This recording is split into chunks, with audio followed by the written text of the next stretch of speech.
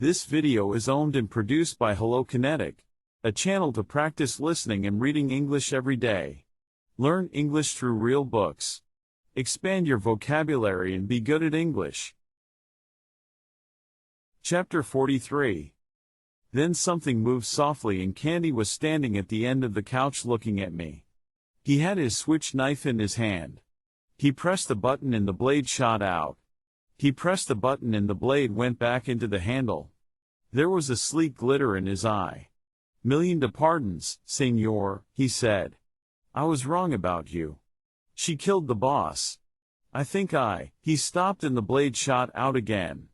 No. I stood up and held my hand out. "Give me the knife, Candy. You're just a nice Mexican houseboy. They'd hang it into you and love it. Just the kind of smoke screen that would make them grin with delight. You don't know what I'm talking about. But I do. They fouled it up so bad that they couldn't straighten it out now if they wanted to. And they don't want to. They blast a confession out of you so quickly you wouldn't even have time to tell them your full name. And you'd be sitting on your fanny up in San Quentin with a life sentence 3 weeks from Tuesday. I tell you before, I am not a Mexican. I am Chileno from Viña del Mar near Valparaiso. The knife, Candy. I know all that.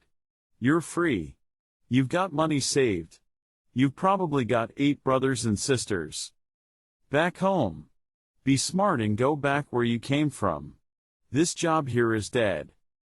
"Lots of jobs," he said quietly. Then he reached out and dropped the knife into my hand. "For you I do this." I dropped the knife into my pocket. He glanced up towards the balcony. "La Señora, what do we do now?" "Nothing. We do nothing at all. The Señora is very tired. She has been living under a great strain. She doesn't want to be disturbed." "We've got to call the police," Spencer said grittily. "Why?" "Oh my God, Marlowe, we have to. Tomorrow. Pick up your pile of unfinished novel and let's go. We've got to call the police. There is such a thing as law. We don't have to do anything of the sort. We haven't enough evidence to swat a fly with. Let the law enforcement people do their own dirty work. Let the lawyers work it out. They write the laws for other lawyers to dissect in front of other lawyers called judges so that other judges can say the first judges were wrong and the Supreme Court can say the second lot were wrong. Sure, there's such a thing as law. We're up to our necks in it. About all it does is make business for lawyers. How long do you think the big-shot mobsters would last if the lawyers didn't show them how to operate?"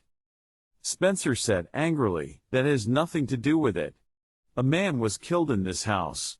He happened to be an author and a very successful and important one, but that has nothing to do with it either. He was a man and you and I know who killed him. There's such a thing as justice. Tomorrow. You're just as bad as she is if you let her get away with it. I'm beginning to wonder about you a little, Marlowe. You could have saved his life if you had been on your toes.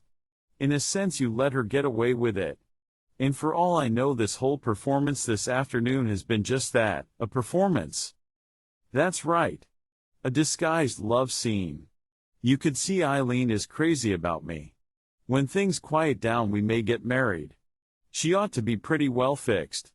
I haven't made a buck out of the Wade family yet. I'm getting impatient." He took his glasses off and polished them.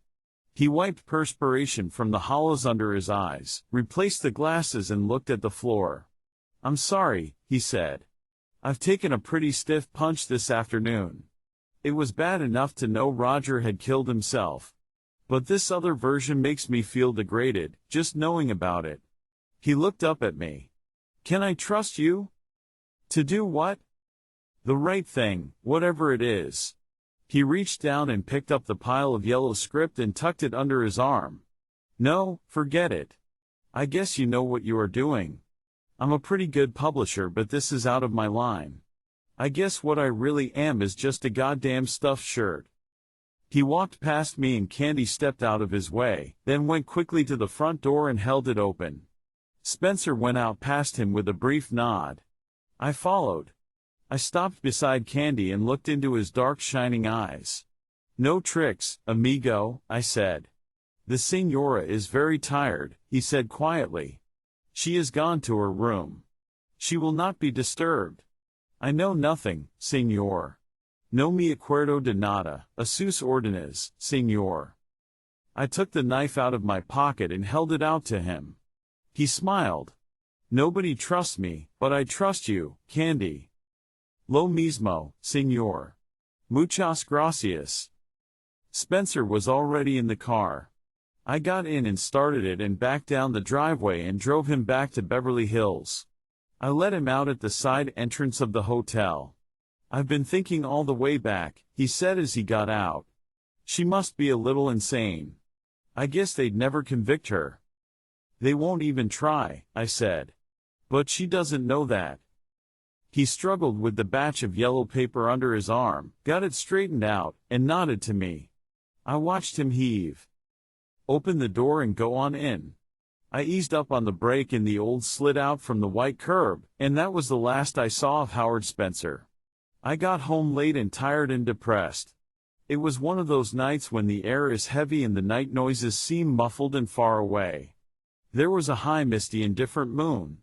I walked the floor, played a few records, and hardly heard them. I seemed to hear a steady ticking somewhere, but there wasn't anything in the house to tick. The ticking was in my head. I was a one-man death watch. I thought of the first time I had seen Eileen Wade and the second and the third and the fourth. But after that something in her got out of drawing. She no longer seemed quite real. A murderer is always unreal once you know he is a murderer. There are people who kill out of hate or fear or greed. There are the cunning killers who plan and expect to get away with it. There are the angry killers who do not think at all. And there are the killers who are in love with death, to whom murder is a remote kind of suicide. In a sense they are all insane, but not in the way Spencer meant it. It was almost daylight when I finally went to bed. The jangle of the telephone dragged me up out of a black well of sleep. I rolled over on the bed, fumbled for slippers, and realized that I hadn't been asleep for more than a couple of hours. I felt like a half-digested meal eaten in a greasy spoon joint. My eyes were stuck together and my mouth was full of sand. I heaved up on the feet and lumbered into the living room and pulled the phone off the cradle and said into it, "Hold the line." I put the phone down and went into the bathroom and hit myself in the face with some cold water. Outside the window something went snip, snip, snip. I looked out vaguely and saw a brown expressionless face. It was the once-a-week Jap gardener I called Hard-Hearted Harry. He was trimming the Tacoma, the way a Japanese gardener trims your Tacoma. You ask him 4 times and he says, "Next week," and then he comes by at 6 o'clock in the morning and trims it outside your bedroom window. I rubbed my face dry and went back to the telephone. "Yeah. This is Candy, Signor." "Good morning, Candy." "La Signora es muerta." "Dead." What a cold black noiseless word it is in any language. The lady is dead. Nothing you did, I hope. I think the medicine. It is called Demerol. I think 40, 50 in the bottle. Empty now. No dinner last night. This morning I climb up on the ladder and look in the window. Dressed just like yesterday afternoon. I break the screen open. La Señora es muerto. Frío como agua de nieve. Cold as ice water. You call anybody? Sí. El Dr. Loring. He called the cops. Not here yet. Dr. Loring, huh? Just the man to come too late. I don't show him the letter, Candy said. Letter to who? Senor Spencer. Give it to the police, Candy. Don't let Dr. Loring have it. Just the police. And one more thing, Candy. Don't hide anything, don't tell them any lies. We were there. Tell the truth. This time the truth and all the truth. There was a little pause. Then he said, "See. I catch. Hasta la vista, amigo." He hung up. I dialed the Ritz Beverly and asked for Howard Spencer. "One moment, please. I'll give you the desk." A man's voice said, "Desk speaking. May I help you?" I asked for Howard Spencer. "I know it's early, but it's urgent." "Mr. Spencer checked out last evening. He took the 8 o'clock plane to New York." "Oh, sorry. I didn't know." I went out to the kitchen to make coffee, yards of coffee. Rich, strong, bitter, boiling hot, ruthless, depraved. The lifeblood of tired men.